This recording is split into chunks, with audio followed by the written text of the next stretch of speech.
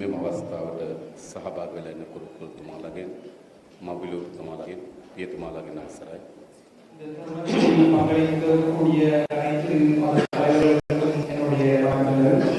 ඔබ වහන්සේලා මෙතන සහභාගී වීම අපට ශක්තියක්. බොහොම ස්තුතියි.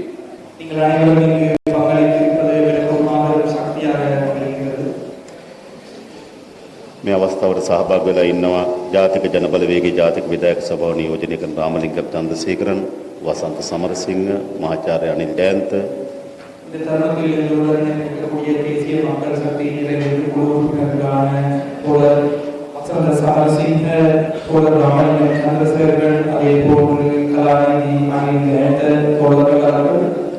ඒ වගේම අපේ බැංකු සංසද නියෝජනය කරන සමීර, நிதித்துறை வல்லுநரான சமீர் அல்விஸ் தோழர் அவர்கள், ඒ වගේම යාපන දිස්ත්‍රික්කයේ සාර්ථක බැංකු හා මූල්‍ය සංසදයේ රැස්වීමක් පැවැත්වීම සඳහා විශාල කාර්යභාරයක් කරන ලද සීදරන්, වගීස්, අරවින්දන්, විමල් ඇතුළු සොහොයුරන්ගෙන් අවසරයි. அதே போன்று யாழ் மாவட்டத்தின் நிதியியல் மற்றும் வங்கியியல் துறை தொடர்பான இந்த நிகழ்வை ஒருங்கமைத்த சிறிதரன் தோழர்கள், அதே போன்று விமல் தோழர், அரவிந்தன் தோழர் அவர்களுக்கு எங்களுடைய நன்றிகள். சஹபாகிலான ஒப்புத்துமான சிறுதனாவின் அவசரை.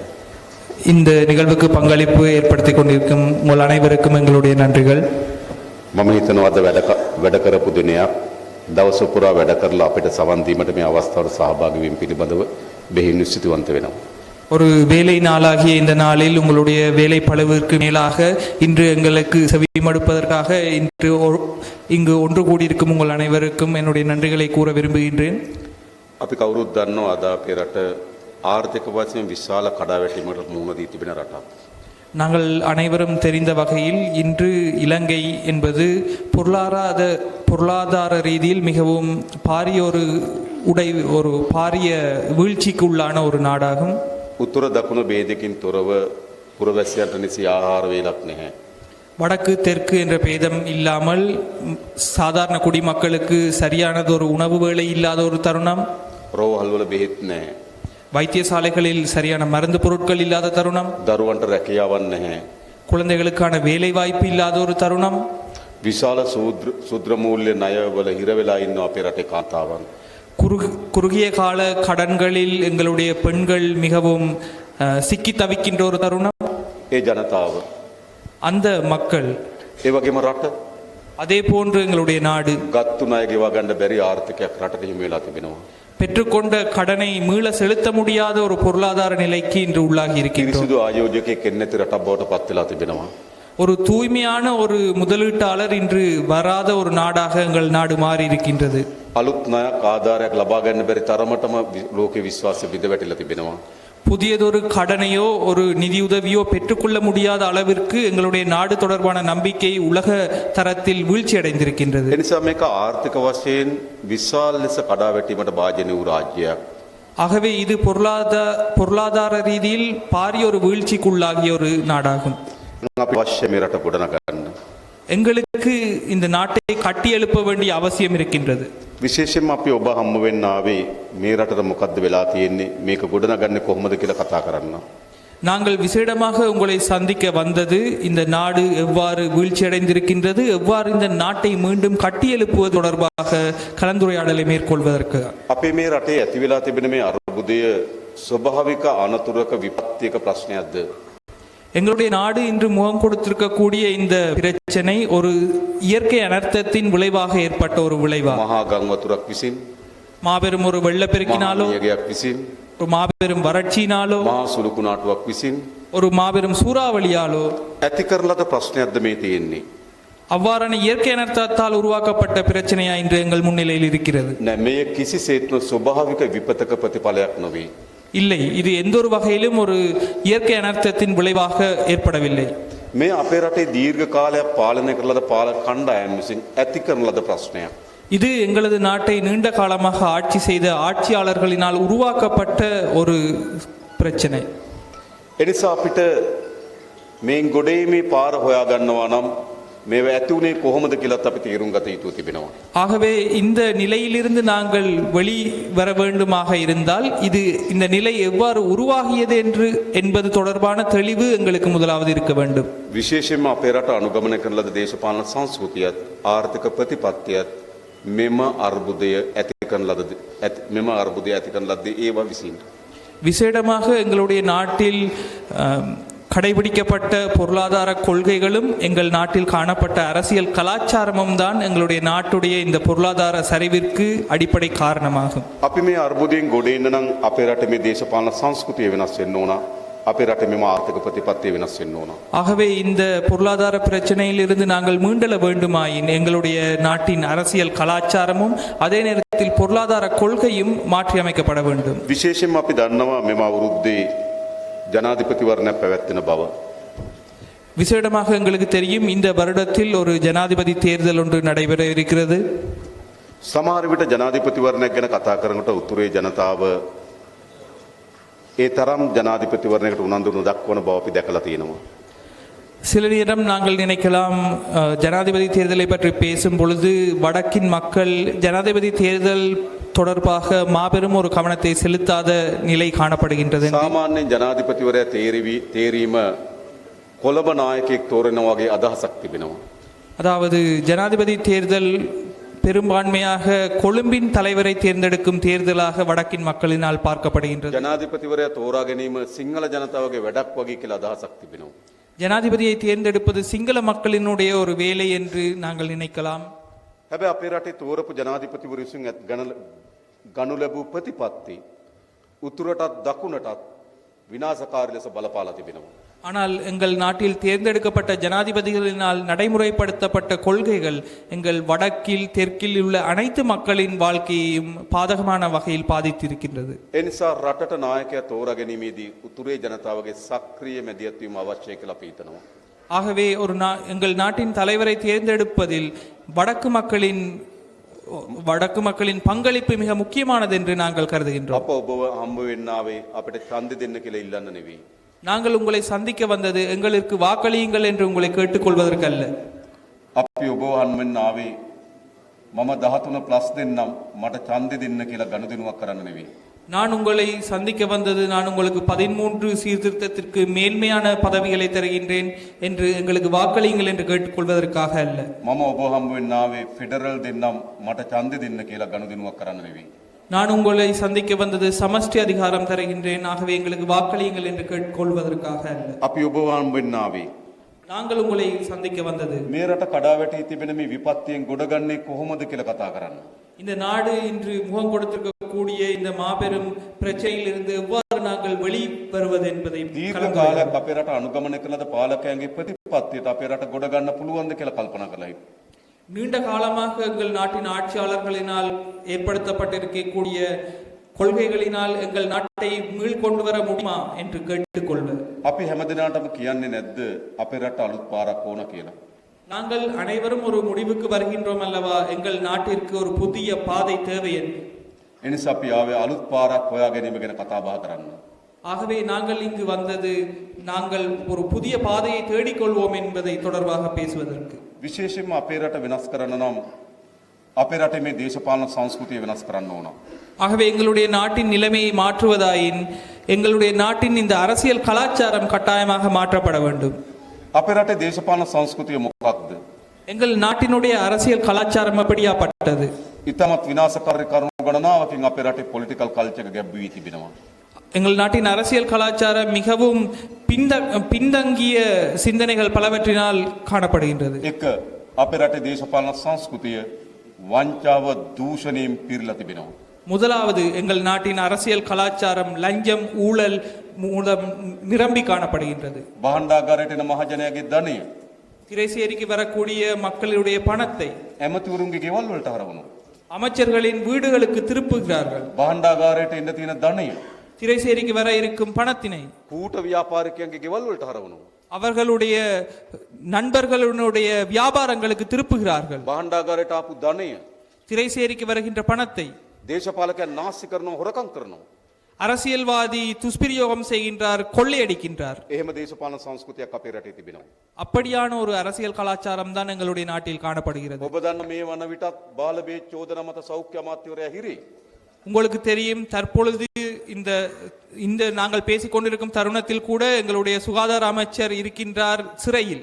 රටේ ජනාධිපතිවරයාට මහ බැංකුව මංකොල්ල කෑම් පිළිබඳ ප්‍රධාන චෝදනාවක් තිබෙනවා. நாட்டின் ஜனாதிபதி மத்திய வங்கி கொள்ளை தொடர்பாக அவருக்கு ஒரு குற்றச்சாட்டு காணப்படுகின்றது. වර්තමාන අග්‍රාමාත්‍යවරයා පාර්ලිමේන්තුවේ කෑ ගහලා කිව්වා ජනාධිපතිවරයා බැංකුව හොරෙක් කියලා.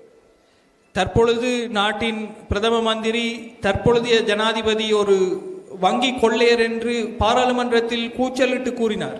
වර්තමාන ජනාධිපති රනිල් වික්‍රමසිංහ පාර්ලිමේන්තුවේ කෑ ගහලා කිව්වා මහින්ද රාජපක්ෂ හොරෙක් කියලා. தற்பொழுது ஜனாதிபதி ரணில் விக்ரமசிங்க மஹிந்த ராஜபக்ச முன்னாள் ஜனாதிபதி ஒரு திருடர் என்று பாராளுமன்றத்தில் கூக்குரலிட்டு கூறினார். ඉතින් මේ දූෂිත දේශපාලන සංස්කෘතිය වෙනස් කරන්න ඕනේ නැද්ද? ஆகவே இந்த ஊழல் மிக்க அரசியல் கலாச்சாரத்தை நாங்கள் மாற்ற வேண்டும் அல்லவா? අපේ රට ගොඩනගන්න නම් පළමු පියවර. எங்கள் நாட்டை கட்டியெழுப்ப வேண்டுமாயின் இது எங்களுடைய நாட்டின் முதல் கட்ட செயற்பாடாகும். මේ දූෂිතයන්ගේ ග්‍රහණයට இந்த ஊழல்வாதிகளின் கையில் இருந்து උතුරේ දකුණෙත් අපි සියලු දෙනා අහුවෙලා ඉන්නවා. கையில் இந்த வடக்கு தெற்கில் உள்ள மக்கள் நாங்கள் அனைவரும் මේ அகப்பட்டிருக்கிறோம். දූෂිතයන් විසින් උතුරේ දකුණෙත් අපේ දරුවන්ගේ අනාගතය විනාශ කරමින් තිබෙනවා. இந்த ஊழல்வாதிகளினால் வடக்கிலும் தெற்கிலும் இருக்கும் எங்கள் குழந்தைகளின் எதிர்காலங்கள் பறிக்கப்பட்டிருக்கின்றன. අපේ රට ගොඩනගන්න නම් මේ දූෂණය නතර කළ යුතුයි. எங்கள் நாட்டை அபிவிருத்தி செய்ய வேண்டுமாயின் இந்த ஊழலை நாங்கள் நிறுத்த வேண்டும். අපි ඔබට සහතිකයක් දෙන්නම් ජාතික ජනබලවේගය ඒ වැඩේ කරනවා. நாங்கள் தேசிய மக்கள் சக்தி என்ற ரீதியில் இதை நாங்கள் செய்வோம் என்று உங்களுக்கு நாங்கள் உறுதிமொழி அளிக்கின்றோம். මේ මහජනයාගේ ධනය නාස්ති කරන දේශපාලනය නතර කරන්න ඕනේ නැද්ද? இந்த பொதுமக்களின் சொத்துக்களை ஊழல் செய்யும் இந்த அரசியல் கலாச்சாரத்தை நாங்கள் நிறுத்த வேண்டும் அல்லவா? අපේ රටේ කිසිදු මූල්‍ය රෙගුලාසියක අනුව ඇමතුරුන්ගේ ගෙවල් වල ලයිට් බිල් ගෙවන්න බෑ. எங்கள் நாட்டில் இருக்கக்கூடிய எந்த ஒரு நீதி சட்டத்தின் அடிப்படையிலும் அமைச்சர்களின் வீட்டில் இருக்கக்கூடிய மின்சார கட்டணம் செலுத்தப்பட முடியாது. පාර්ලිමේන්තුවෙන් අමාත්‍යවරයාට අවශ්‍ය නම් මුදල් ප්‍රතිපාදන වෙන් කරලා දෙනවා. பாராளுமன்றத்தின் மூலம் அமைச்சருக்கான நிதி ஒதுக்கப்படுகின்றது. හැබැයි ඇමතුරුන්ගේ ලයිට් බිල්, වතුර බිල් මේ සියල්ල ගෙවන්නේ මහජනයාගේ ධනෙන්. ஆனால் அந்த அமைச்சர்களுடைய மின்சார கட்டணம், நீர் கட்டணம் என்பன செலுத்தப்படுவது மக்களின் பணத்தில். සමහර ඇමතුරුන්ගේ මාසික ලයිට් බිල 1,30,000යි. சில அமைச்சர்களின் மாதாந்த மின் கட்டணம் 1,30,000. ගෙවන්නේ මහජනයාගේ ධනෙන්. அதை செலுத்துவது மக்களின் பணத்தில் இருந்து. වතුර බිල් ගෙවන්නේ මහජනයාගේ ධනෙන්. நீர் கட்டணம் செலுத்துவது பொதுமக்களின் பணத்தில் இருந்து. කැසිකිලි වැසිකිලි පහසුකම් දෙන්නේ මහජනයාගේ ධනෙන්. அவர்களுடைய கழிவறைக்கான வசதிகள் ஏற்படுத்தி கொடுக்கப்படுவது மக்களின் பணத்தில் இருந்து. ඇමතිවරයාට, ඔහුගේ බිරිඳට, ඔහුගේ දරුවන්ට මහජනයාගේ ධනයෙන් ගත්තු වාහන උපයෝග කරගන්නේ. அமைச்சருக்கு, அவருடைய மனைவிக்கு, அவருடைய குழந்தைகளுக்கு பொதுமக்களின் பணத்தில் இருந்து பெற்றுக் கொள்ளப்பட்ட வாகனங்களை அவர்கள் பயன்படுத்துகிறார்கள். මේ නාස්තිකාර දේශපාලන සංස්කෘතිය වෙනස් කරන්න ඕනේ නැද්ද? இந்த துஷ்பிரயோகம் செய்யக்கூடிய அரசியல் கலாச்சாரத்தை நாங்கள் மாற்ற வேண்டும். ජනාධිපතිවරයාට අයවැයෙන් වෙන් කරන විදේශ සංචාර සඳහා මුදල්. ஜனாதிபதிக்கு அவருடைய வரவு செலவு திட்டத்தில் இருந்து அவருக்கு வெளிநாட்டு பயணங்களுக்காக நிதி ஒதுக்கப்படுகிறது. ඒ පාර්ලිමේන්තුවේ වෙන් කරලාද මුදල් ජනාධිපතිවරයා අවුරුද්ද පටන් ගන්නකොට වියදම් කරලා ඉවරයි. அப்படி ஒதுக்கப்பட்ட பணத்தை வருடம் ஆரம்பிக்கும் பொழுதே ஜனாதிபதி முடித்து விடுகின்றார், தீர்த்து விடுகின்றார். ආයෙත් පහුගියදා පාර්ලිමේන්තුවේ රුපියල් මිලියන 200ක් ඔහුගේ විදේශ සංචාර සඳහා වෙන් කරා. மீண்டும் பாராளுமன்றத்தின் மூலம் 200 மில்லியன் ரூபாய் அவருக்காக மேலதிக தொகையாக ஒதுக்கப்படுகின்றது. තනි මිනිහෙක් වෙනුවෙන් එච්චර වියදම් දැරිය යුතුද? தனி ஒரு நபருக்காக இவ்வளவு பெரிய செலவு செய்யப்பட வேண்டுமா? මේ අපේ රටේ ඉස්පිරිතාලට බෙහෙත් දෙන්න තියෙන සල්ලි, இது எங்கள் நாட்டில் இருக்கக்கூடிய வைத்தியசாலைக்கு மருந்து கொடுப்பதற்காக இருக்கும் பணம், ගන්නන පහසුකම් දෙන්න තියෙන සල්ලි, குழந்தைகளுக்கு கல்வி பெற்றுக் கொடுப்பதற்கு தேவையாக இருக்கக்கூடிய பணம், ගමේ පාර හදන්න තියෙන සල්ලි, எங்கள் ஊரில் இருக்கக்கூடிய பாதையை புனர்நிர்மாணம் செய்வதற்கான ජල பணம், ව්‍යාපෘතිය දියත් කරන්න තියෙන සල්ලි, குடிநீருக்கான வசதி ஏற்படுத்துவதற்கான பணம், මේ 14ක් නාස්ති කරමින් තිබෙනවා. இதை ஒரு குறிப்பிட்ட வர்க்கத்தினர் துஷ்பிரயோகம் செய்கின்றனர். අන්නේ දේශපාලන සංස්කෘතිය නතර කරන්න ඕන. இந்த அரசியல் கலாச்சாரம் மாற்றி அமைக்கப்பட வேண்டும். ඒ විතරක්ද? அது மட்டுமா? අපේ රටේ අපරාධ, எங்கள் நாட்டில் இருக்கக்கூடிய குற்றச் செயல்கள், කුඩු ව්‍යාපාර, எங்கள் நாட்டில் இருக்கக்கூடிய ව්‍යාපාර, போதைப் பொருள் வர்த்தகம், මේ පිටිපස්ස ඔක්කොම ඉන්නේ දේශපාලකයෝ. இவை அனைத்துக்கும் பின்னால் இருப்பது அரசியல்வாதிகள். අපරාධකරුවන් කුඩු ව්‍යාපාරිකයන් රට පාලනය කරනවා. குற்றவாளிகளும் போதைப் பொருள் வர்த்தகர்களும் ஒரு நாட்டை ஆட்சி செய்கிறார்கள். එහෙම රටකට ඉස්සරහට යන්න පුළුවන්ද? அப்படியான ஒரு நாட்டினால் அபிவிருத்தி அடைய முடியுமா? එහෙම යන්න බෑ. அவ்வாறு முடியாது. අපේ රටේ නීතියක් තිබෙනවා. எங்கள் நாட்டில் சட்டம் இருக்கின்றது என்ற පොඩි අයට නීතිය ක්‍රියාත්මක වෙනවා. சிறுவர்களுக்கு நீதி நடைமுறைப்படுத்தப்படுகின்றது. උඩ අය නීතියෙන් බේරෙනවා. மேலே இருப்பவர்கள் அந்த நீதியிலிருந்து தப்பிக்கிறார்கள். වර්තමාන පොලිස්පතිවරයා தற்பொழுது இருக்கக்கூடிய போலீஸ் மா அதிபர் ශ්‍රේෂ්ඨාධිකරණයෙන් දඬුවම් ලැබපු කෙනෙක්. உச்ச நீதிமன்றத்தில் இருந்து குற்றவாளியாக்கப்பட்டவர். වර්තමාන පොලිස්පතිවරයා தற்பொழுது இருக்கக்கூடிய போலீஸ் மா அதிபர் ඔහුට එරෙහිව ශ්‍රේෂ්ඨාධිකරණ නඩු තියෙනවා. அவருக்கு எதிராக உச்ச நீதிமன்றத்தில் வழக்கு இருக்கின்றது. එහෙම කෙනෙක් කොහොමද රටේ නීතිය සාධාරණ ඉටු කරන්නේ? அவ்வான ஒருவர் எவ்வாறு ஒரு நாட்டின் சட்டத்தை மேலோங்கி பாதுகாப்பார்? සියලුම සංස්ථා කඩාවැටලා තිබෙන්නේ. இந்த நாட்டின் அனைத்து அமைப்புகளும் இன்று சுக்குநூறாகி இருக்கின்றது. එහෙම රටකට ඉස්සරහට යන්න පුළුවන්ද? இவ்வாறு ஒரு நாட்டினால் முன்னோக்கி செல்ல முடியுமா? ඔබට යම් ප්‍රශ්නයක් වුණොත් உங்களுக்கு ஒரு பிரச்சனை நடக்குமாயின் ඔබ පොලිසියට ගියොත් நீங்கள் காவல் நிலையத்துக்கு செல்லுவீர்களா? සාධාරණ ඉටුවේ කියලා විශ්වාසයක් තියෙනවද? உங்களுக்கு நியாயம் கிடைக்கும் எனும் நம்பிக்கை உங்களுக்கு இருக்கிறதா? එහෙම විශ්වාසයක් නැහැ. அப்படியான ஒரு நம்பிக்கை யாருக்கும் இல்லை. කඩාවැට්ටු රාජ්‍යයක් අපි ඉස්සරහ තිබෙන්නේ. உடைந்து போன ஒரு நாடு எங்கள் முன்னிலையில் இருக்கிறது. උතුරේ දකුණේ නැගෙනහිර ભેදකින් තොරව வடக்கு கிழக்கு தெற்கு என்ற பேதங்களை கடந்து අපි මෙම කඩාවැට්ටු රාජ්‍ය ගොදුරු බවට පත් වී තිබෙනවා. நாங்கள் இந்த உடைந்து போன நாட்டின் இரையாக மாறி இருக்கின்றோம். මෙච්චර ව්‍යසනයක් වෙලත් ඒගොල්ලෝ බලය තියන් ඉන්නේ කොහොමද? இவ்வளவு பாரிய தாக்கம் இடம்பெற்றும் இவர்கள் எவ்வாறு பதவியில் இருக்கிறார்கள்? රටකට කරන්න පුළුවන් සෑම අපරාධයක්ම කරලා ඒගොල්ලෝ බලය ඉන්නේ කොහොමද? ஒரு நாட்டில் செய்யக்கூடிய அனைத்து குற்றச்செயல்களையும் புரிந்துவிட்டு எவ்வாறு இவர்கள் தொடர்ச்சியாக ஆட்சியில் இருக்கிறார்கள்? කොහොමද බලය ඉන්නේ? எப்படி இருக்கிறார்கள் ஆட்சியில்? මොකද්ද උන් බලය පවත්වාගෙන රහස? அவர்கள் ஆட்சியை வைத்திருப்பதற்கு அவர்களிடம் இருக்கும் ரகசியம் என்ன? ඔවුන් බලය පවත්වා ගන්නේ ජාතිවාදී. அவர்கள் ஆட்சியை காப்பாற்றி வைத்திருப்பது இனவாதத்தை பயன்படுத்தி. අනිත් ප්‍රශ්න ඔක්කොම යට කරලා மற்ற அனைத்து பிரச்சனைகளையும் அவர்கள் கீழ் தள்ளி සිංහල නායකයෝ சிங்கள தலைவர்கள் රට බේරා ගැනීම, நாட்டை காப்பாற்ற வேண்டும், ආගම බේරා ගැනීම, மதத்தை காப்பாற்ற வேண்டும், ජාතිය බේරා ගැනීම இனத்தை காப்பாற்ற வேண்டும் කියන බෝඩ් එකෙන් රට අවුස්සනවා. என்ற பெயர்களின் மூலம் நாட்டை அவர்கள் குழப்புகிறார்கள். ඒක තමයි උන්ගේ පැවැත්ම. அதுதான் அவர்களுடைய நிகழ்வை. උතුරු නැගෙනහිරත් එහෙමයි. வடகிழக்கிலும் அவ்வாறு ජාතිවාදය උන්ගේ පැවැත්ම බවට පත් කරන් තිබෙනවා. இனவாதம் அவர்களுடைய இருப்பாக மாறி ඒ இருக்கிறது. නිසාම විනාශකාරී දේශපාලකයන් அதனாலே நாசகாரமான அரசியல்வாதிகள் තමන්ගේ පැවැත්මේ ප්‍රධාන සාධකය அவர்களுடைய இருப்புக்கான முதலாவது காரணமாக ජාතිවාදය. இனவாதத்தை பயன்படுத்துகிறார். අපිට තිබුණේ ජාතික සමගිය ගොඩනැගීම පිළිබඳ දැක්මක්. எங்களுக்கு தேசிய ஒற்றுமை உருவாக்குவது தொடர்பான ஒரு நோக்கம் காணப்படவில்லை. බ්‍රිතාන්‍ය අධිරාජ්‍යවාදීන් பிரித்தானிய ஏகாதிபத்தியவாதிகள் අපේ සමගිය වැළැක්වුවා. எங்களுடைய ஒற்றுமையை தடுத்தார்கள். ඔවුන් අපේ බෙදුවා. அவர்கள் எங்களை பிரித்தார்கள். සුද්දා එදා අපේ රට පාලනය කරේ.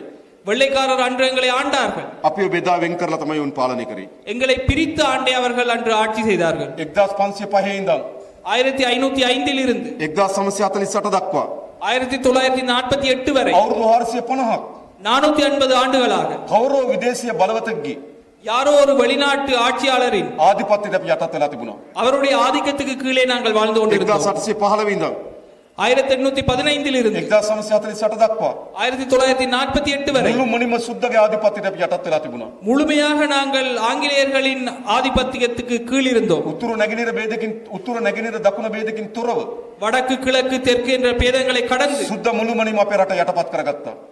ஆங்கிலேயர் எங்களை முழுமையாக அடிமையாக்கி வைத்திருந்தார். අවුරුදු 133ක් 133 ஆண்டுகளாக සුද්ද 1948 නිදහස දුන්නා. 1948 எங்களுக்கு சுதந்திரம் கிடைத்தது. සුද්ද අපේ රට බෙදුවා. ஆங்கிலேயர் எங்களை பிரித்தார். ජනතාව අතර සැකේ වැඩි කරා. மக்களுக்கிடையில் சந்தேகத்தை ஏற்படுத்தினார்கள். රට බාරගත්තු කළු සුද්දා நாட்டை ஏற்றுக்கொண்ட கருப்பு ஆங்கிலேயர்கள் ඊටත් වඩා වැඩියෙන් අපි බෙදුවා. அதைவிட அதிகமாக எங்களை பிரித்தார்கள். අපිට බැරුණා ජාතික සමගිය නිර්මාණය කරන්න. எங்களால் தேசிய ஒற்றுமையை உருவாக்க முடியாமல் போனது. 1948 නිදහස ලැබලා 1948 சுதந்திரம் கிடைத்த பின்பு 1949 පුරවැසි පනත ගිනෝ 1949 குடியரசு சட்டம் கொண்டு வரப்பட்டது. කඳුකර ජනතාවගේ දේශ අයිතිය අහෝසි කරා. மலையக மக்களின் அரசியல் அதிகாரத்தை பறிப்பதற்காக ඒකට විරුද්ධව அதற்கெதிராக 1949 දී 1949 චෙල්ලනායක මහත්මයා செல்வநாயகம் அவர்கள் තමල්ලරුසු කච්චි ගොඩනගනවා. தமிழரசு கட்சியை உருவாக்கினார். 1956 දී 1956 භාෂා ප්‍රශ්නයක් ඇති කරගන්නවා. மொழி தொடர்பான பிரச்சனை உருவாக்கப்படுகிறது. 1958 දී 1958 දෙමළ සිංහල කෝලාහලයක් පැන නගිනවා. தமிழ் சிங்கள இனக்கலவரம் உருவாகின்றது. 1958 මැදභාග වෙනකොට 1958 நடுப்பகுதியில் ශ්‍රී අකුරේ කළුතෙල් ගානවා.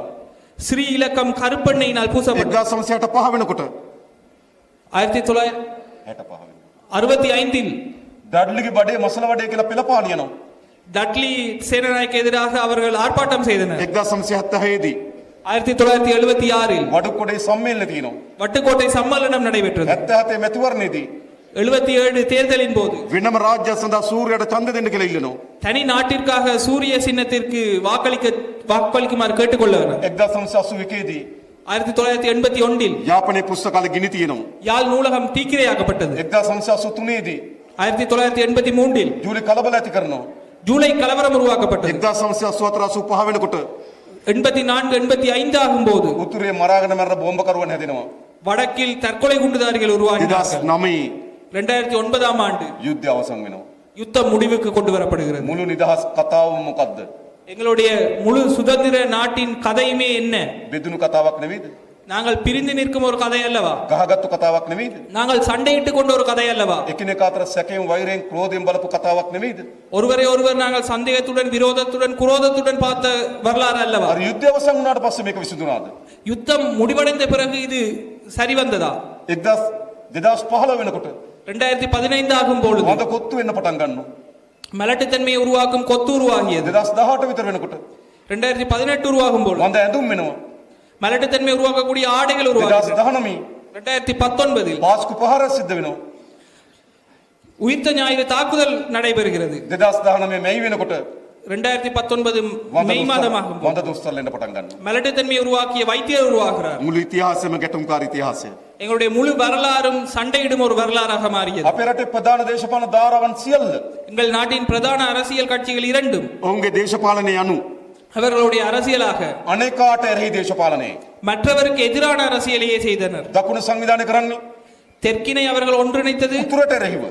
வடக்கு எதிராக. සිංහල ජනතාව සංවිධානය කරන්නේ சிங்கள மக்களை அவர்கள் ஒன்றிணைத்தது දෙමළ ජනතාවට එරෙහිව. தமிழ் மக்களுக்கு எதிராக. දෙමළ ජනතාව සංවිධානය කරන්නේ தமிழ் மக்களை ஒன்றிணைத்தது සිංහල ජනයට එරෙහිව. சிங்கள மக்களுக்கு எதிராக. මුස්ලිම් ජනතාව සංවිධානය කරන්නේ முஸ்லிம் மக்களை ஒன்றிணைத்தது සිංහල ජනයට එරෙහිව. சிங்கள மக்களுக்கு எதிராக. සිංහල ජනය සංවිධානය කරනවා சிங்கள மக்களை ஒன்றிணைத்தது මුස්ලිම් ජනයට එරෙහිව. முஸ்லிம் மக்களுக்கு எதிராக. ඒ නිසා මේ දේශපාලනය මොකද්ද?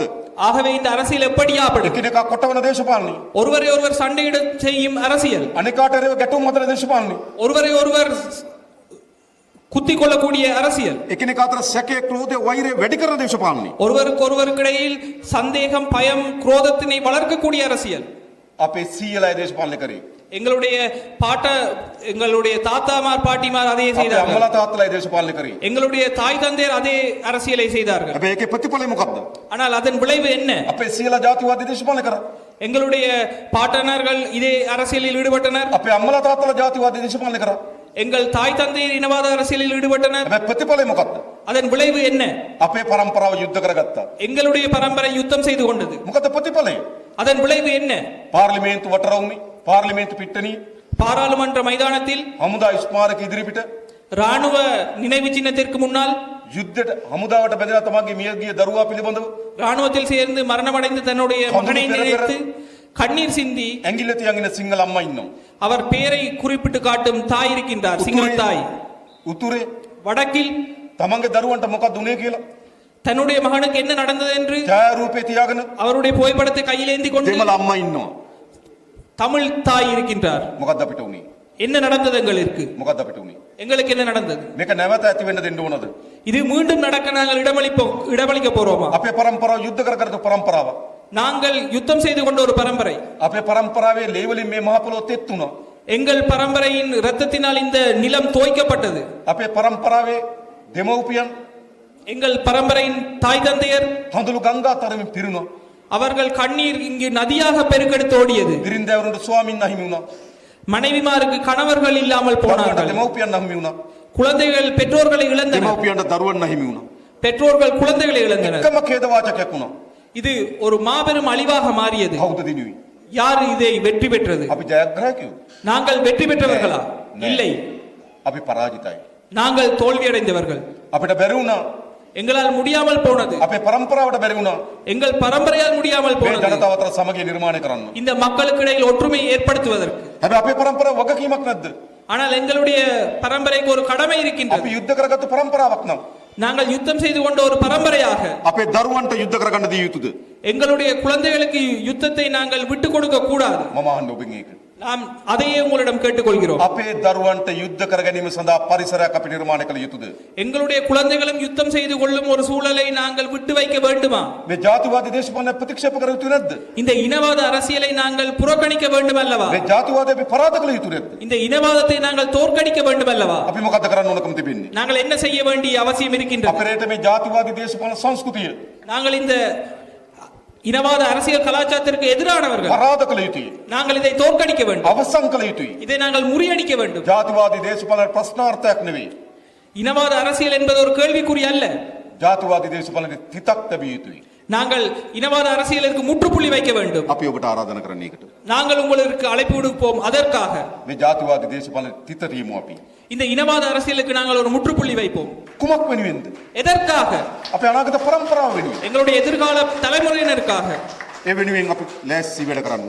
அதற்காக நாங்கள் செயற்படுவதற்கு தயாராக இருக்கிறோம். අපි උතුරේ දේශපාලන නායකයින් එක්ක සාකච්ඡා කරමින් තිබෙනවා. நாங்கள் வடக்கில் இருக்கக்கூடிய அரசியல் தலைவர்களுடன் கலந்துரையாடுகின்றோம். අපි උතුරේ ඇත්ත දේශපාලන නායකින්ට ආරාධනා කරන්නේ.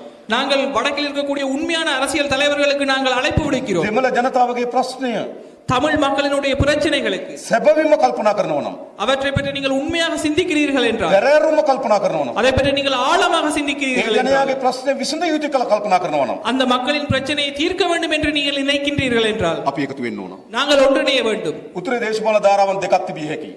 வடக்கில் அரசியல் தலைமைகள் இருவகையானவர்களாக இருக்கலாம். එක முதலாவது, උතුරේ ජනතාව வடக்கின் மக்கள் මුහුණ දී තියෙන ගැටලු அவர்கள் முகம் கொடுக்கக்கூடிய பிரச்சனைகளை, තමන්ගේ දේශපාලනේ බවට පත් කරගෙන දේශපාලනෙන් ජීවත් වීම.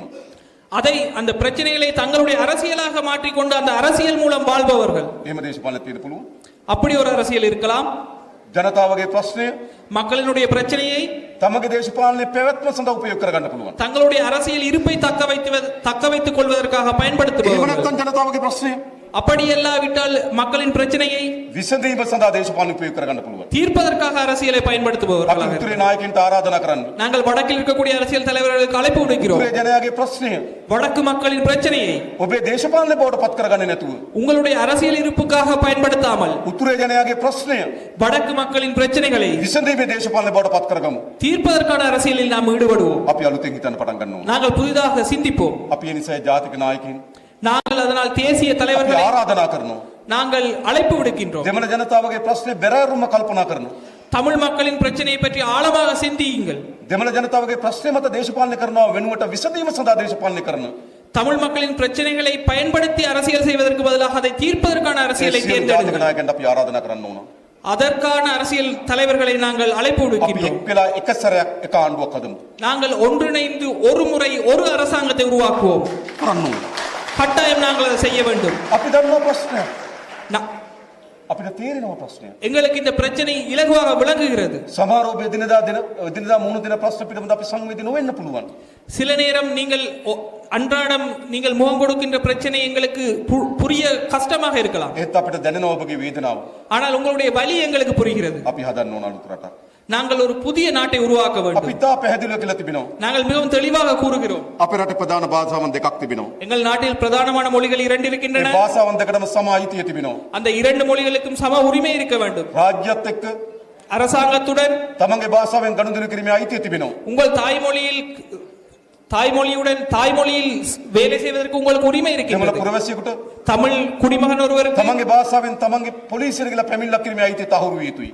தமது தாய்மொழியில் காவல் நிலையத்தில் சென்று ஒரு வழக்கு தொடர்வதற்கான வாய்ப்பு இருக்கின்றது. තමන්ගේ භාෂාවෙන් ලිපියක් තමන්ගේ භාෂාවෙන් රාජ්‍යයට ලියුමක් කියවනවා නම් තමන්ගේ භාෂාවෙන් පිළිතුරක් ලැබිය යුතුයි. தனது தாய்மொழியில் அரசாங்கத்திற்கு கடிதம் அனுப்பினால் தனது தாய்மொழியில் மறுமொழி கிடைக்க வேண்டும். නිසා அதனால் පොලිසියට காவல் நிலையத்தில் ராணுவத்திற்கு නාවික හමුදාවන්ට கடற்படைக்கு රාජ්‍ය වැදගත් ශේෂ්ත්‍රයන්ට அரசாங்கத்தில் முக்கியமான දෙමළ இடங்களுக்கு තරුණයන්ගේ අනුපාතයන් තවත් වැඩි කළ යුතුයි කියලා අපි හිතනවා. தமிழ் இளைஞர்களின் எண்ணிக்கையை நாங்கள் அதிகரிக்க வேண்டும். භාෂාවත් එක්ක රාජ්‍යත් එක්ක ගනුදෙනු කිරීමේ අයිතිය. தாய்மொழியில் அரசாங்கத்துடன் வேலை செய்வதற்கான உரிமையை நாங்கள் உறுதிப்படுத்த வேண்டும். ආගමත් එහෙමයි. மதமும் அதே மாதிரி தான். ආගම යනු කුමක්ද?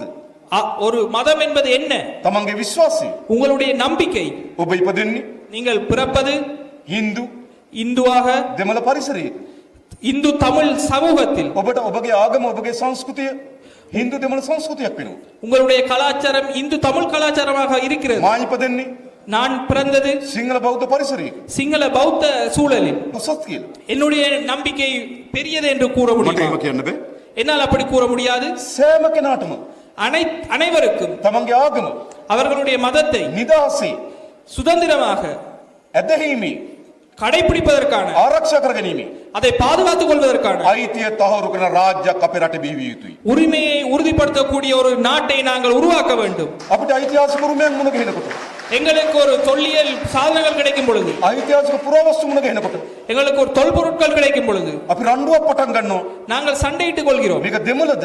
இது தமிழா? මේක මුස්ලිම්ද? இது முஸ்லிம்களுடைய, මේක සිංහලද? இது சிங்களவர்களுடைய, මේක ஐතිහාසික උරුමය අපි. இது எங்களுடைய ஒரு தொல்லியல் உரிமை.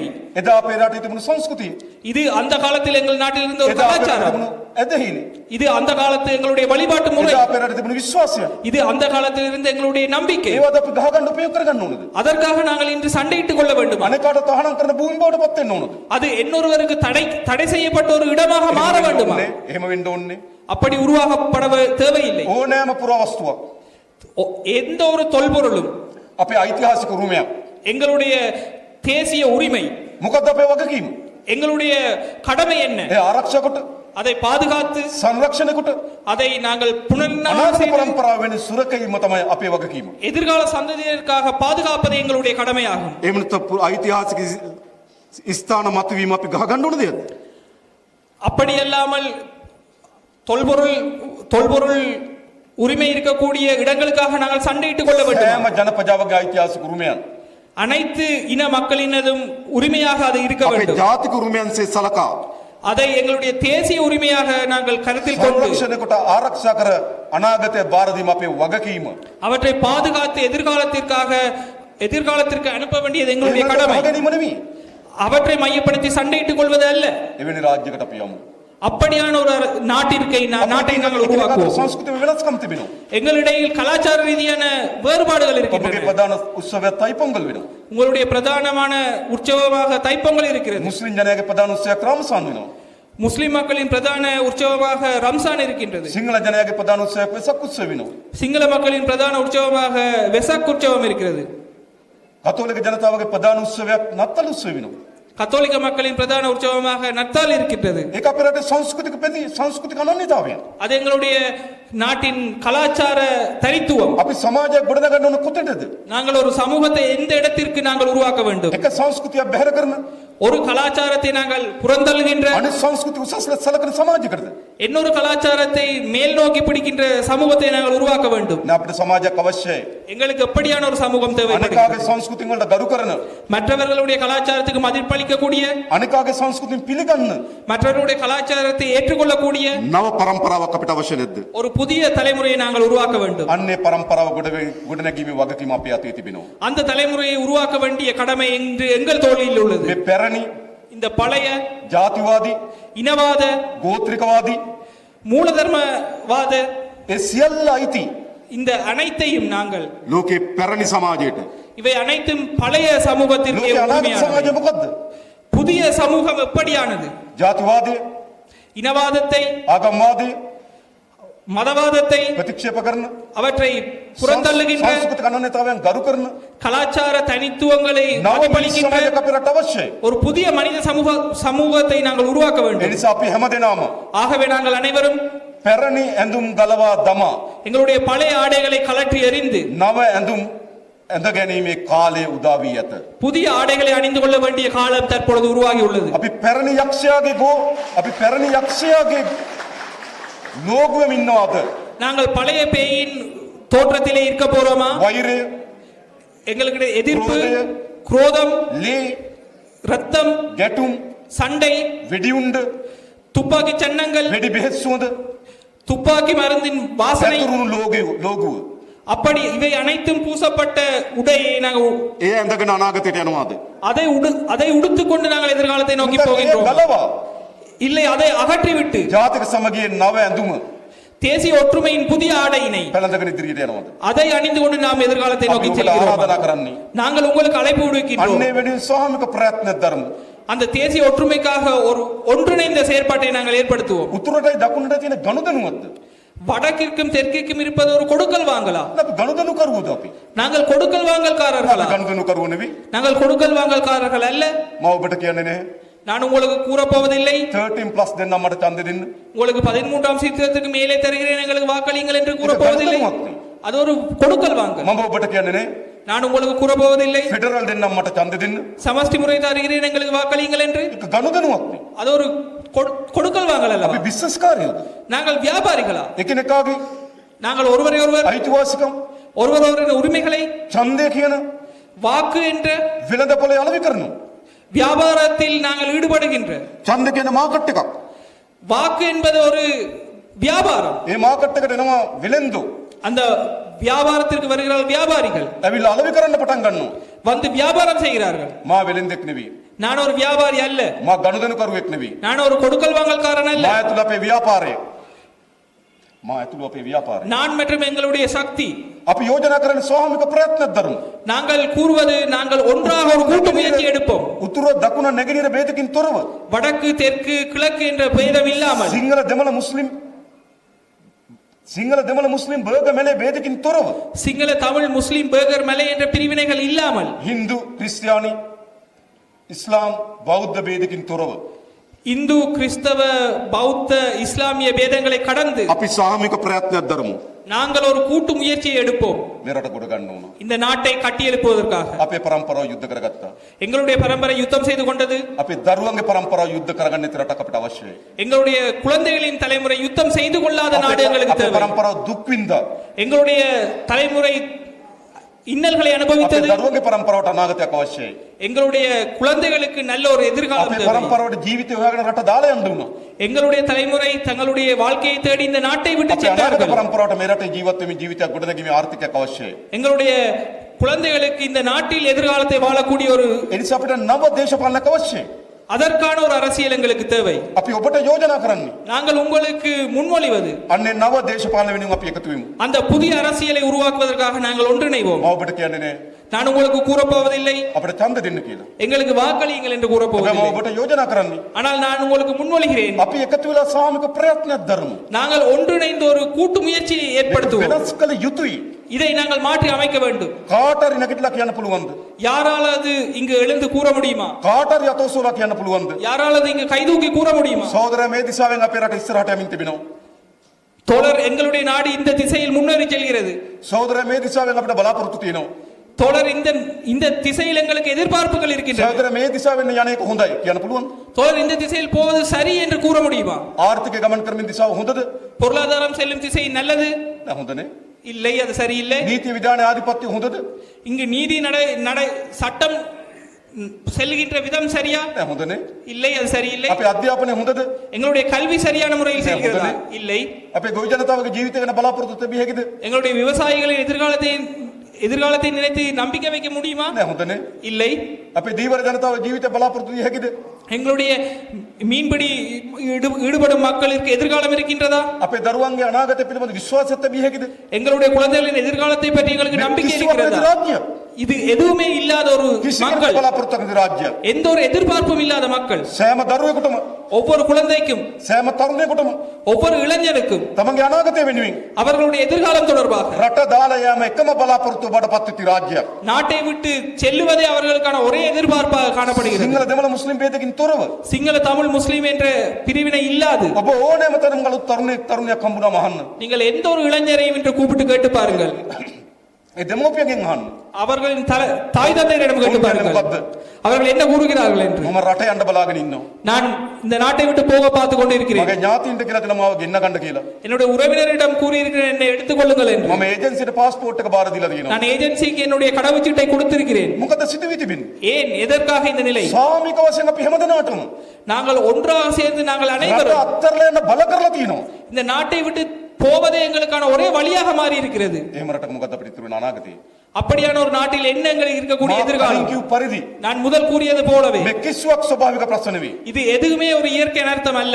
මේ සියලු ප්‍රශ්න இந்த அனைத்து பிரச்சனைகளும் අපේ රටේ දේශපාලන අධිකාරිය විසින් නිර්මාණය කළ ලද ප්‍රශ්න. இந்த நாட்டின் அரசியல் தலைவர்களால் உருவாக்கப்பட்ட பிரச்சனைகள். අපි කැමති වුණත් අකමැති වුණත් நாங்கள் விரும்பினாலும் මේ விரும்பாவிட்டாலும் අරුබුදේ නිර්මාණය කරේ දේශපාලනයි. இந்த பிரச்சனையை உருவாக்கியது அரசியல் தான். මේ ප්‍රශ්නේ නිර්මාණය කරේ දේශපාලනයි. இந்த பிரச்சனையை உருவாக்கியது அரசியல் தான். එන අපි කැමති වුණත් අකමැති වුණත් ஆகவே நாங்கள் விரும்பினாலும் விரும்பாவிட்டாலும் මේකට උත්තරේ තියෙන්නේ දේශපාලනයි. இதற்கான விளக்கம் இருப்பதும் அரசியலில் இருந்தது. අරුබුදේ හේතුව දේශපාලනයි නම් பிரச்சனைக்கான காரணம் அரசியல் என்றால் විසඳීම තියෙන්නේ දේශපාලනයි. அதற்கான தீர்வும் அரசியலிலே இருக்கின்றது. අපේ රටේ ජාතිවාදය எங்கள் நாட்டில் இனவாதம் හුදු පොදු ජනය අතර දෙන ජාතිවාදයක් නෙවෙයි. அது வெகுஜன மக்களிடையில் இருக்கக்கூடிய இனவாதம் அல்ல. අපේ රටේ ජාතිවාදය எங்கள் நாட்டில் இருக்கக்கூடிய இனவாதம் දේශපාලන ජාතිවාදයක්. அரசியல் இனவாதம். තම තමන්ගේ පැවැත්ම அவரவர்களின் இருப்புக்காக තම තමන්ගේ බලය அவரவர்களின் பலத்திற்காக ජාතිවාදය මත පැවැත්ම සකස් කරගත්තු දේශපාලනයක්. இனவாதத்தின் அடிப்படையில் அவர்களின் இருப்பை தக்க வைத்துக் එහෙනම් கொள்கிறார்கள். මේ වෙනස් කළ හැකි වන්නේ කීසිද? ஆகவே அதை மாற்றக்கூடிய ஒரே வழி என்ன? ජාතිවාදී දේශපාලනයට එරෙහිව இனவாத அரசியலுக்கு எதிராக ජාතික සමගිය දේශපාලන අතර ගැනීම විතරයි. தேசிய ஒற்றுமையின் அரசியலை கையில் எடுப்பது மட்டுமே. අපිට සෑහෙන ආඩම්බරයක් සහ විශ්වාසයක් තිබෙනවා. எங்களுக்கு ஒரு பெரிய நம்பிக்கை இருக்கின்றது. සැලකිය යුතු ප්‍රමාණකින් ஒரு பாரிய அளவில் දකුණේ ජාතිවාදය හුදකලා වෙලා තිබෙනවා. தெற்கில் இருக்கக்கூடிய இனவாதம் இன்று தனித்து போய் உள்ளது. දකුණේ ජාතිවාදය කුඩා වෙලා තිබෙනවා. தெற்கில் இனவாதம் இன்று குறுகி உள்ளது. මුළු දකුණේ බහුතරය தெற்கில் இருக்கக்கூடிய பெரும்பான்மை மக்கள் ජාතිවාදයට එරෙහිව කොඩි අතට අරගෙන තිබෙනවා. இனவாதத்துக்கு எதிராக இன்று கையில் கொடியேந்தி இருக்கிறார்கள். උත්තරේ ඔබට ආරාධනා කරන්නේ. நான் வடக்கில் இருக்கும் உங்களுக்கு நான் கூறுவது කුඩා என்னவென்றால் කුඩා ජාතිවාදී කණ්ඩායම් ඉන්නවා නම් சிறு சிறு இனவாத குழுக்கள் இருப்பார்களாயின் කිසි සමාජ බලපෑමක් නැති அவர்கள் சமூகத்திற்கு எந்த ஒரு මහජනයාගේ බලයක් செல்வாக்கும் නැති மக்களின் சக்தி இல்லாத හුදු කෑගාන ලියන කණ්ඩායමක් විතර බවට පත් කරමු. வெறும் சத்தம் போடுகின்ற வெறும் கத்தக்கூடிய மக்களாக රටේ நாங்கள் හැමතැනම மாற்றுவோம். நாட்டில் எல்லா இடங்களிலும் ජාතිවාදය කොන් කරමු. இனவாதத்தை நாங்கள் தனிமைப்படுத்துவோம். ජාතිවාදය හුදකලා කරමු. இனவாதத்தை நாங்கள் இல்லாதொழிப்போம். රටේ හැමතැනම நாட்டில் எல்லா இடமும் ජාතික සමගියේ සටන ඉස්සරහට ගමු. தேசிய ஒற்றுமையை நாங்கள் முன்னிறுத்துவோம். ඒක අපේ පරම්පරාව වගකීම. அது எங்களுடைய தலைமுறையின் கடமை. ඒ වෙනුවෙන් අපි ඔබට ආරාධනා කරනවා. அதற்காக நாங்கள் உங்களுக்கு ඒ முன்மொழிகிறோம். වගේම அதே போல் අප විශ්වාස කරනවා நாங்கள் நம்புகின்றோம் මේ රට ගොඩනැගීමේදී இந்த நாட்டை கட்டியெழுப்புவதற்கு මේ ආර්ථික විශාල පරිවර්තනයක් අවශ්‍යයි. இந்த பொருளாதாரத்தை நாங்கள் மாற்றி அமைக்க வேண்டும். මොකද සිද්ධ වුණේ? என்ன நடந்திருக்கிறது? යම් ප්‍රමාණයකට හරි ஏதோ ஒரு வகையிலாவது අපිට කාර්මිකකරණය පිළිබඳ දැක්මක් තිබුණ ඉතිහාසයේ. எங்களுக்கு கைத்தொழில் மயமாக்கல் தொடர்பான ஒரு வரலாறு හැබැයි මේ இருந்தது. සියල්ල විනාශ වුණා. ஆனால் அவை அனைத்தும் இல்லாமல் போய்விட்டது. පරන්තන්වල பரந்தனில் රසායනික කම්මලක් තිබුණා. எங்களுக்கு ஒரு ரசாயன தொழிற்சாலை இருந்தது. வாழைச்சேனை. வாழைச்சேனையில் කඩදාසි කම්මලක් තිබුණා. கடதாசி தொழிற்சாலை இருந்தது. කංගසන්තුරේ காங்கசந்துறையில் සිමෙන්ති කම්මලක් තිබුණා. சீமெந்து தொழிற்சாலை අද இருந்தது. අද කෝ ඒ කාර්මිකකරණය எங்கே இப்பொழுது அந்த கைத்தொழில்? මේ උතුරේ இந்த வடக்கில் කුඩා ගම්මානවල சிறு சிறு கிராமங்களில் රෙදිවිවි මධ්‍යස්ථාන තිබුණා. துணி நெய்யக்கூடிய இடங்கள் இருந்தன. විවිධ කාර්මිකකරණයක් තිබුණා. பல கைத்தொழில்கள் காணப்பட்டன. හැබැයි මේ සියල්ල විනාශ වුණා. அவை அனைத்தும் இன்று அழிந்து போய்விட்டன. සියලු ආයතන විකුණලා දැම්මා. அவை அந்த அனைத்து தொழிற்சாலைகளும் இன்று விற்கப்பட்டு விட்டன. இல்லை மூடப்பட்டு விட்டன. මුළුමනින්ම முழுமையாக ජාතික ආර්ථිකය කොන්ද විනාශ කරලා දැම්මා.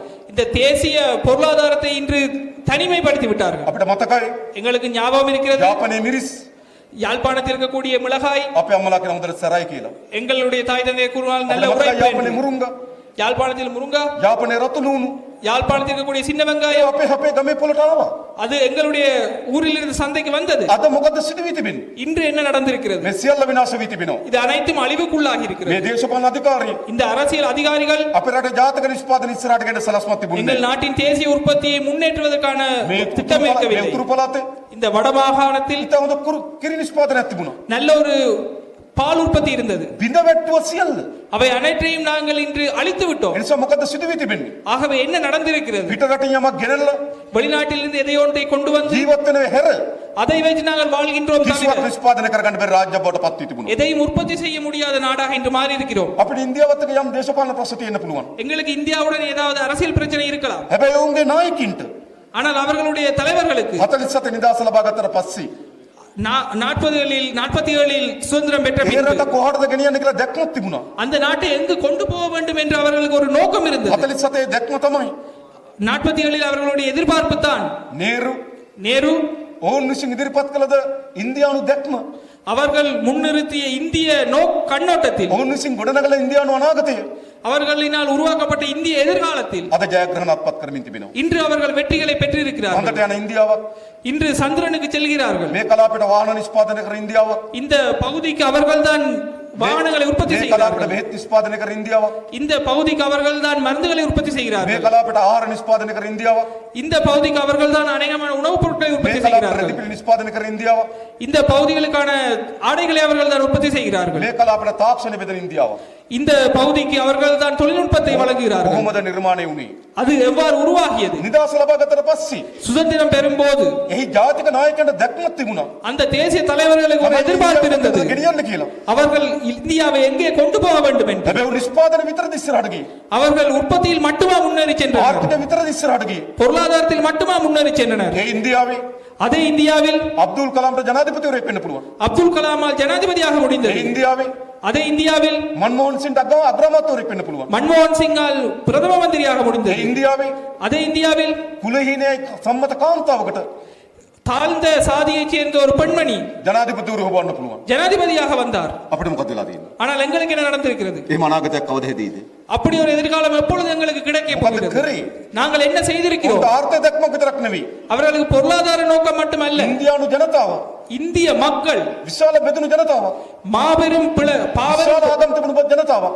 மாபெரும் வேறுபாடுகள், மாபெரும் විශාල மதங்கள், සංස්කෘතියෙන් තිබුණු ජනතාවක්. பல கலாச்சாரங்கள் එක කොඩියක් අතර සංවිධානය කරන්න සමත් වුණා. ஒரே கொடியின் கீழ் அவர்களை ஒன்றிணைக்கக்கூடியதாக இருந்தது. අපි ஆனால் நாங்கள் කොඩිය බෙදා ගන්න යුද්ධ කරන්න සමත් වුණා. நாங்கள் கொடியை பிரித்துக் கொள்வதற்காக யுத்தம் செய்து கொண்டோம். අපේ ඉතිහාසය ගැටුම් ඉතිහාසයක්. எங்களுடைய வரலாறு சண்டையின் வரலாறு. මුළු ඉතිහාසෙම ගහගත් ඉතිහාසයක්. எங்களுடைய வரலாறு பூராக நாங்கள் ඒ சண்டையிட்டுக் නිසා கொண்டோம். නව කෝණයකින් අපේ රටේ දේශපාලන දිශා බලන්න ඕන. ஆகவே நாங்கள் புதிய ஒரு கோணத்தில் இந்த நாட்டின் அரசியலை பற்றி நாங்கள் பார்க்க මාත් வேண்டும். නැවත නැවත කියන්නේ. ஆகவே நான் மீண்டும் மீண்டும் சொல்கிறேன், මරණ ඇඳුම් ගලවා නව ඇඳුම් ඇඳ ගැනීමේ කාලය උදා වී ඇත. நாங்கள் பழைய ஆடைகளை கழற்றிவிட்டு புதிய ஆடைகளை அணிய வேண்டிய காலம் තාමත් வந்துவிட்டது. අපි ජීවත් වෙන්නේ පරණ වස්ත්‍ර ඇඳගෙන නම් நாங்கள் இன்னும் பழைய கிழிந்த கந்தல்களை உடுத்துக்கொண்டு வாழ்வோமாயின் අපිට අනාගතයක් නැහැ. எங்களுக்கு ஒரு எதிர்காலம் இருக்க ඒ නිසා போவதில்லை. අපි අලුත් මානයකින් හිතන්න පටන් ගමු. ஆகவே நாங்கள் புதிய கண்ணோட்டத்தில் අලුත් பார்ப்போம். දේශපාලන පරිවර්තනයට පටන් ගමු. புதிய ஒரு அரசியல் மாற்றத்திற்காக வேலை செய்வோம். උතුරේ දෙමළ ජාතික නායකයන් අපි ඉල්ලා හිටින්නේ. வடக்கின் தேசிய தலைவர்களிடம் நாங்கள் கேட்டுக்கொள்வது, අපි එකතු වෙමු. நாங்கள் ஒன்றிணைவோம். එක් වතාවක් ஒரு முறை උතුරේ ජනය, வடக்கின் மக்கள், නැගෙනහිර ජනය, கிழக்கின் மக்கள், දකුණේ ජනය தெற்கின் மக்கள் සියලු දෙනා නියෝජනය කරන ආණ්ඩුවක් හදමු. அனைவரையும் பிரதிநிதித்துவப்படுத்தக்கூடிய அரசாங்கத்தை අපේ රටේ உருவாக்குவோம். ආණ්ඩුව හැදෙන්නේ කොහොමද? எங்கள் நாட்டில் எவ்வாறு அரசாங்கங்கள் අනෙක් உருவாகியது? ජනයාට එරෙහි ආණ්ඩුවක් හැදුනේ. மற்ற இனங்களுக்கு எதிரான அரசாங்கங்கள் உருவாகியது. 2005 උතුරට එරෙහි ආණ්ඩුවක්. வடக்குக்கு எதிரான ஒரு அரசாங்கம். 2010 2010 උතුරට එරෙහි ආණ්ඩුවක්. வடக்குக்கு எதிராக ஒரு அரசாங்கம். 2019 2019 මුස්ලිමානුවට එරෙහි ආණ්ඩුවක්. முஸ்லிம்களுக்கு எதிரான ஒரு அரசாங்கம். අපේ ආණ්ඩුව හැදලා තියෙන අනෙකාට එරෙහිව எங்களுடைய அரசாங்கங்கள் உருவாக்கப்பட்டது மற்றவர்களுக்கு எதிராக. අපි ආණ්ඩුවක් හදමු ඔක්කොම නියෝජනය වෙන. நாங்கள் ஒரு அரசாங்கத்தை உருவாக்கும், நாங்கள் அனைவரும் பிரதிநிதித்துவப்படுத்தப்படும்.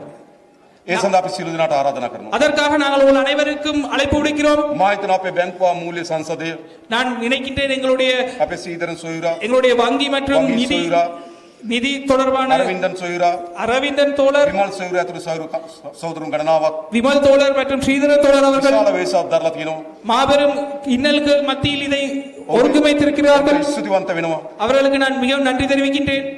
අපි මේ පටන් ගන්න ලද කුඩා පියවර, நாங்கள் ஆரம்பித்திருக்கக்கூடிய இந்த சிறிய முயற்சியை, අපි මේ තබන ලද කුඩා පියවර நாங்கள் எடுத்திருக்கக்கூடிய இந்த முதலாவது படியை අපේ රට විශාල ජයග්‍රහණයෙන් කෙලවර කර හැකි කියලා විශ්වාසයක් අපිට තිබෙනවා. இந்த நாட்டில் மாபெரும் வெற்றியாக நிறைவு செய்யக்கூடிய வாய்ப்பு இருக்கின்றது என்று நான் நம்புகிறேன். මේක කුඩා පියවරක්.